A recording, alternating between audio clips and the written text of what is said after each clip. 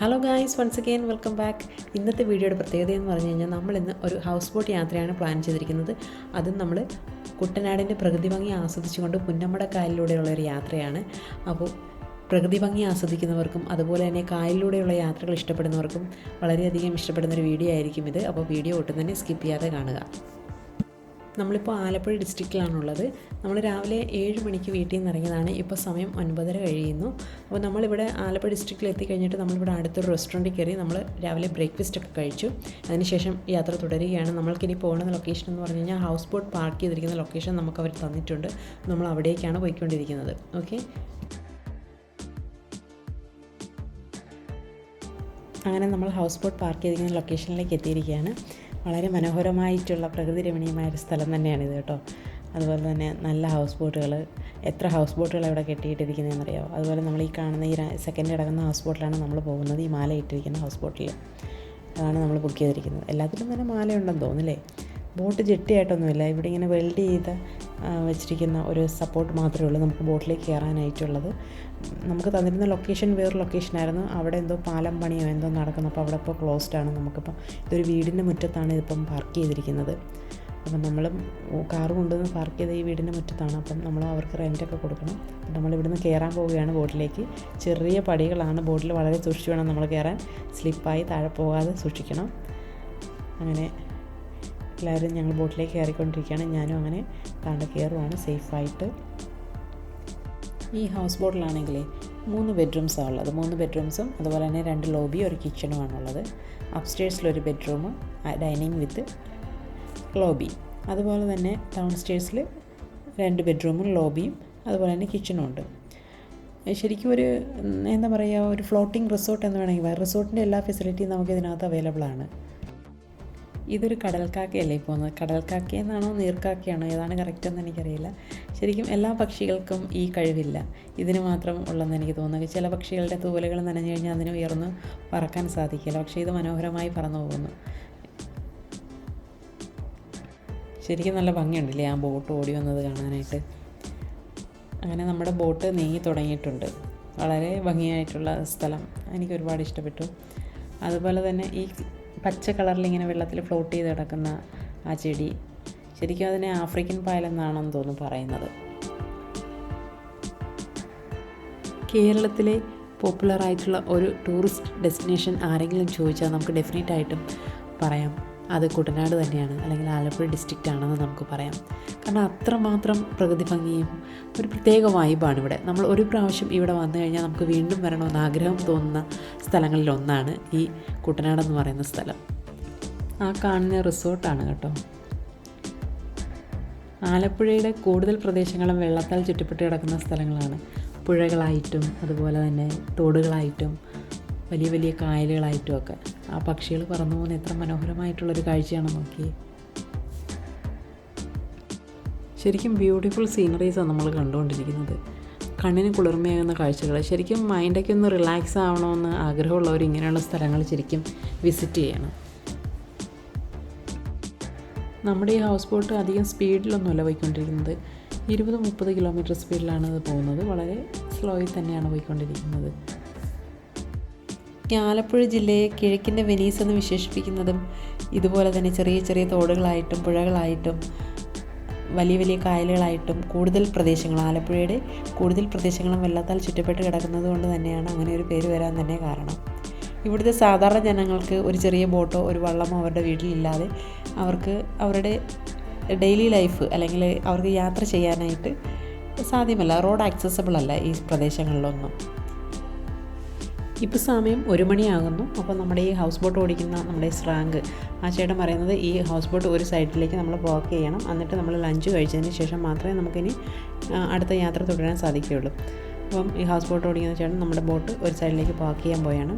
നമ്മളിപ്പോൾ ഈ കാണുന്ന പ്രദേശത്തിൻ്റെ ഒരു പ്രത്യേകത എന്ന് പറഞ്ഞു കഴിഞ്ഞാൽ ഒരു വശത്ത് പുന്നമട കായലും മറുവശത്ത് നെല്ല് കൃഷി ചെയ്യുന്ന പാടങ്ങളുമാണ്.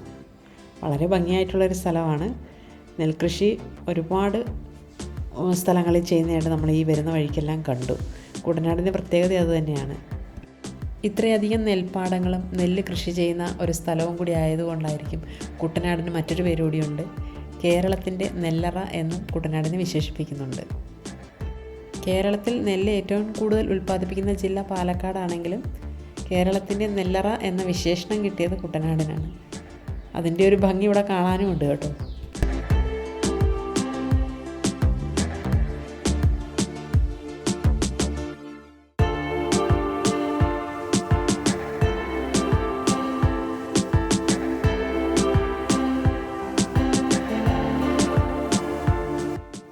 ഇത് ഹൗസ് ബോട്ടിലെ ഒരു ബെഡ്റൂമാണ്.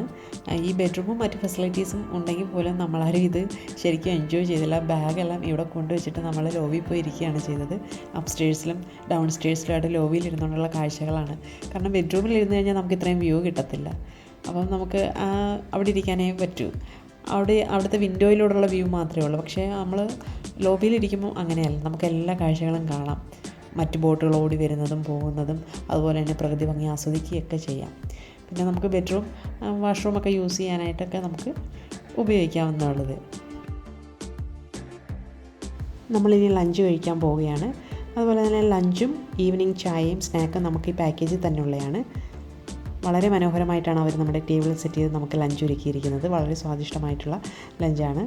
അതായത് ഇവിടുത്തെ സ്പെഷ്യൽ എന്ന് പറഞ്ഞു കഴിഞ്ഞാൽ കരിമീനാണ്. അതുപോലെ തന്നെ വെജും നോൺ വെജുമായിട്ടുള്ള ഒരുപാട് ഐറ്റംസ് തന്നെ ഉണ്ടായിരുന്നു. ഫ്രൂട്ട്സും സാലഡ്സും അങ്ങനെയുള്ള എല്ലാം ഉണ്ടായിരുന്നു. നമ്മുടെ നാടൻ ഭക്ഷണം തന്നെയായിരുന്നു.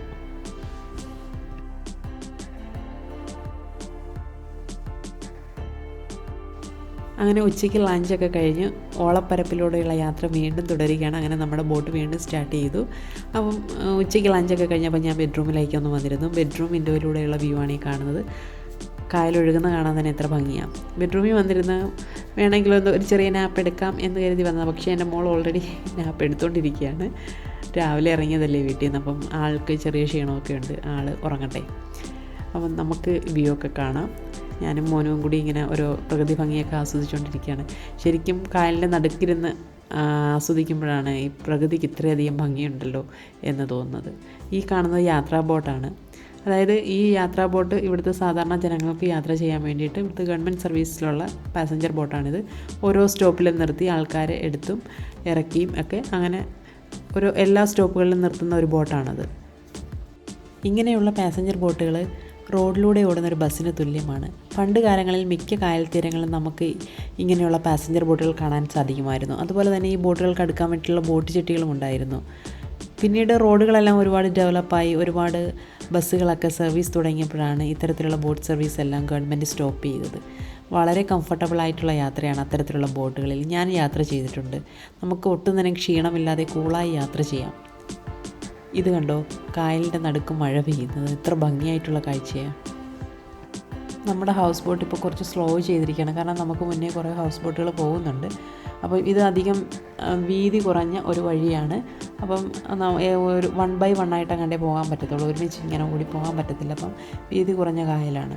അപ്പോൾ ഇതിനേക്കാൾ വീതി കുറഞ്ഞ കായലുണ്ടെന്നാണ് ഈ ചേട്ടൻ പറഞ്ഞത്. അതായത് കായലെന്ന് പറയുമ്പോൾ ഈ തോടുകൾ പോലെ ഉണ്ടെന്ന്. അതായത് ഗ്രാമങ്ങൾക്കുള്ളിലേക്ക് പോകാം. അവിടെ ഈ ജനങ്ങൾ താമസിക്കുന്ന സ്ഥലങ്ങളാണ് കൂടുതലും. ഇതൊക്കെയെന്ന് പറഞ്ഞാൽ നമ്മളിപ്പോൾ ഈ കാണുന്ന സ്ഥലങ്ങളെല്ലാം എന്ന് പറഞ്ഞാൽ കൃഷി ചെയ്യുന്ന നെൽപ്പാടങ്ങളാണ് കൂടുതലും. അപ്പം ഞാൻ ഈ പറഞ്ഞ ചെറിയ തോടുകളിലേക്ക് നമുക്ക് യാത്ര ചെയ്യണമെങ്കിൽ ഈ ഹൗസ് ബോട്ടിലെ ചേട്ടന്മാരോട് പറഞ്ഞു കഴിഞ്ഞാൽ അവർ നമുക്ക് ചെറിയ ചെറിയ ബോട്ടുകൾ അറേഞ്ച് ചെയ്ത് തരും. അപ്പം അത് ചെറിയ പേയ്മെൻ്റ് ഉണ്ട്. അതിന് സ്പെഷ്യൽ പേയ്മെൻറ്റാണ്, ഈ പാക്കേജിലുള്ളതല്ലത്.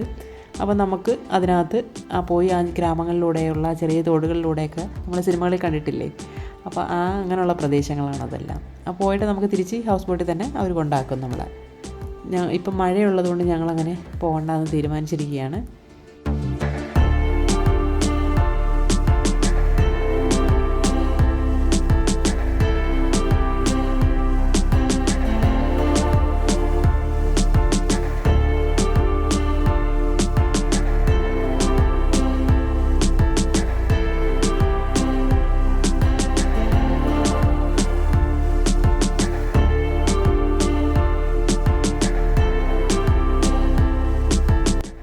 ഫാമിലി ആയിട്ട് വന്നും അതുപോലെ തന്നെ ഫ്രണ്ട്സൊക്കെ ആയിട്ട് വന്ന് ചില്ല് ചെയ്യാൻ പറ്റിയ സൂപ്പർ സ്ഥലമാണിത്. എത്ര വലിയ ഹൗസ് ബോട്ടാണ് നോക്ക്. എനിക്ക് തോന്നി ഇതിനകത്ത് എല്ലാം താഴെ തന്നെയാണ്, ബെഡ്റൂംസും എല്ലാം വരുന്ന താഴെയാണ്. മേളിൽ മൊത്തം ഓപ്പൺ ലോബിയാണ്. വലിയ ഹൗസ് ബോട്ട്, നല്ല നീളമൊക്കെ ഉള്ളൊരു ഹൗസ് ബോട്ട്. എന്നോട് എൻ്റെ കുറച്ച് ഫ്രണ്ട്സൊക്കെ പറഞ്ഞിട്ട് ഹൗസ് ബോട്ട് ഭയങ്കര എക്സ്പെൻസീവാണ്, നമ്മളെ കൊണ്ട് അഫോർഡ് ചെയ്യാൻ പറ്റില്ല. പക്ഷേ ഒരു കണക്കിന് ചോദിച്ചു കഴിഞ്ഞാൽ എക്സ്പെൻസീവ് ആണോ എന്ന് ചോദിച്ചാൽ എക്സ്പെൻസീവ് തന്നെയാണ്. പക്ഷേ നമ്മളിപ്പോൾ ഒറ്റയ്ക്ക് നമുക്ക് അഫോർഡബിൾ അല്ലെങ്കിൽ പോലും 1-2 ഫാമിലിയായിട്ട് നമ്മൾ വരുവാണെന്നുണ്ടെങ്കിൽ ശരിക്കും നമുക്ക് ചില്ല് ചെയ്ത് പോകാൻ പറ്റിയ സൂപ്പർ ഡെസ്റ്റിനേഷനാണ് ഇത്. അങ്ങോട്ടും ഇങ്ങോട്ടുമൊക്കെ ഹൗസ് ബോട്ടുകൾ ഇങ്ങനെ കീ അടിച്ചുകൊണ്ട് അങ്ങോട്ടും ഇങ്ങോട്ടുമൊക്കെ പോകുന്ന കാണാൻ തന്നെ എത്ര ഭംഗിയാണെന്നറിയോ. ഓരോ ഹൗസ് ബോട്ടുകളെ ഫോറിനേഴ്സൊക്കെ ഒരുപാട് പേരാണ് ഇവിടെ വരുന്നത് ഹൗസ് ബോട്ടിൽ പോകാനായിട്ട്.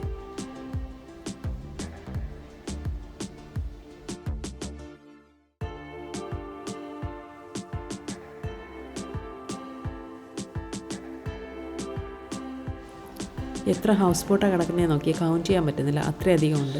ഈ കായലിൻ്റെ പേര് വട്ടക്കായൽ എന്നാണ്. ഉച്ചയ്ക്ക് ലഞ്ച് കഴിഞ്ഞ് കഴിഞ്ഞാൽ എല്ലാ ഹൗസ് ബോട്ടും അവരുടെ ടൂറിസ്റ്റുകളെയും കൊണ്ട് ഇവിടെ വന്ന് ചില്ല് ചെയ്ത് പോകുമെന്നാണ് പറയുന്നത്. അതുപോലെ തന്നെ ഈ സ്പീഡ് ബോട്ടിൽ കയറണമെങ്കിൽ നമുക്ക് കയറാം. ഈ ഇവിടുത്തെ ഹൗസ് ബോട്ടിലെ ചേട്ടന്മാരുടെ കയ്യിൽ അവരുടെ നമ്പറുണ്ട്. അവരത് നമുക്ക് കയറണമെന്ന് ആഗ്രഹമുണ്ടെങ്കിൽ അവർ അറേഞ്ച് ചെയ്ത് തരും. ഒരാൾക്ക് 250 രൂപ വെച്ചിട്ടാണ് 10 മിനിറ്റ് നമ്മളെ ഈ ഹൗസ് ബോട്ടിൻ്റെ ഈ സ്ഥലങ്ങളിലൂടെ എല്ലാം ഒന്ന് കറക്കി അവർ തിരിച്ച് നമ്മളെ ഹൗസ് ബോട്ടിൽ കൊണ്ടുവന്ന് ഇറക്കും. അല്ലെങ്കിൽ നമ്മൾ പാക്കേജിൽ പോകാനാണെങ്കിൽ ഈ സ്പീഡ് ബോട്ടിൽ പോകാനാണെങ്കിൽ നല്ല പൈസയാവും. ഇതിപ്പം ചെറിയ ക്യാഷേ ഉള്ളൂ, 280 രൂപ ഒരാൾക്ക്. അങ്ങനെ 5 പേർക്ക് ഒരുമിച്ച് പോകാമെന്നാണ് പറയുന്നത്. പക്ഷേ മഴയുള്ളതുകൊണ്ട് ഞങ്ങളത് വീണ്ടും ഒഴിവാക്കി. കുട്ടികളെയും കൊണ്ട് മഴയത്ത് പോകുന്നത് സേഫ് അല്ല. 3000-ഓളം വരുന്ന ഹൗസ് ബോട്ട് സർവീസ് ഇവിടെ ഉണ്ടെന്നാണ് പറയുന്നത്. നമ്മളിപ്പോൾ ഈ കാണുന്ന ഹൗസ് ബോട്ടിലെല്ലാം തന്നെ പാസഞ്ചേഴ്സ് അല്ലെങ്കിൽ ടൂറിസ്റ്റുകൾ ഉള്ളതാണ്. നമ്മളിങ്ങോട്ട് വരുന്ന വഴിക്കെല്ലാം ഒരുപാട് ഹൗസ് ബോട്ടുകൾ പാർക്ക് ചെയ്തിട്ടിരിക്കുന്ന കണ്ടു. അപ്പോൾ എല്ലാം കൂടി എനിക്ക് തോന്നുന്നു അത്രയൊക്കെ തന്നെ കാണുമെന്ന് തോന്നുന്നു. കായലിൻ്റെ നടുക്കിരുന്ന് മഴ ആസ്വദിക്കാൻ ഒരു പ്രത്യേക വൈബാണ് കേട്ടോ. Very beautiful.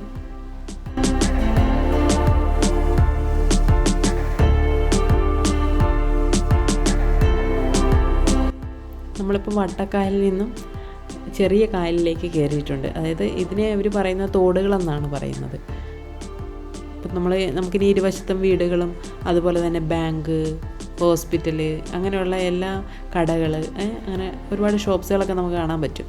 അതായത് ഈ ഷോപ്സിലേക്കായാലും ഹോസ്പിറ്റലിലേക്കായാലും ബാങ്കിലേക്കായാലും നമുക്ക് ചെല്ലണമെങ്കിൽ, അല്ലെങ്കിൽ ഇവിടുത്തെ ജനങ്ങൾക്ക് ചെല്ലണമെങ്കിൽ ഒരു ചെറിയ തോണിയോ അല്ലെങ്കിൽ ബോട്ടോ ഒന്നും ഇല്ലാതെ അവർക്ക് ചെല്ലാൻ പറ്റത്തില്ല.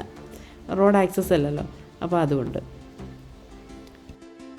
കായൽ തീരത്തൂടെ തന്നെ ഇവർക്ക് ഒറ്റയടി പാത ഇങ്ങനെ ഉണ്ട്. ആ ഒറ്റയടി പാതയിലൂടെ വേണം നടന്നു പോകാൻ. അക്കരയ്ക്കൂടെ ആൾക്കാർ പോകുന്നത് നമുക്ക് കാണാം, മഴയത്തോടി പോകുന്നത് കണ്ടില്ലേ.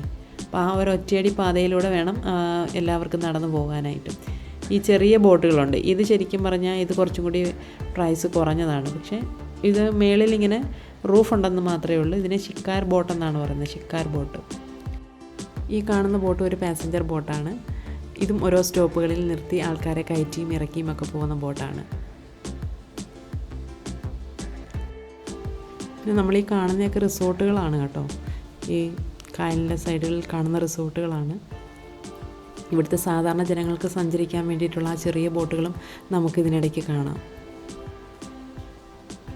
ഇപ്പോൾ സമയം 4 മണി കഴിഞ്ഞു. അപ്പം നമ്മൾ ഇനിയിപ്പം ഹൗസ് ബോട്ടിൽ നിന്ന് ഇറങ്ങാൻ പോയിട്ട് 5 മണി വരെയുള്ള സമയമാണ്. നമ്മളിപ്പോൾ കയറിയ സ്ഥലത്ത് തന്നെ തിരിച്ച് നമ്മളെ അവർ കൊണ്ടുവന്ന് ആക്കിത്തരും. അപ്പം നമ്മൾ അവിടുന്ന് തിരിച്ച് വീട്ടിലേക്ക് പോകും.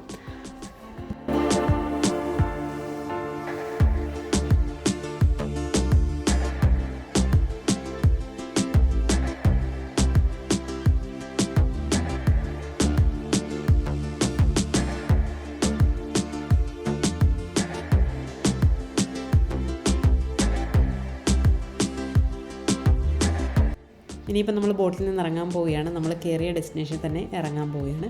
അപ്പോൾ നമ്മളിനിയിപ്പോൾ വീട്ടിലേക്ക് പോവുകയാണ്. അപ്പോൾ ഈ വീഡിയോ നിങ്ങൾക്ക് ഇഷ്ടമായെങ്കിൽ സബ്സ്ക്രൈബ് ചെയ്യുക. അതുപോലെ തന്നെ ബെല്ലൈക്കൺ പ്രസ് ചെയ്യുക. ലൈക്കും കമൻറ്റും ഷെയറും ചെയ്യുക. പുതിയ വീഡിയോയുമായി വീണ്ടും കാണാം. Till then bye.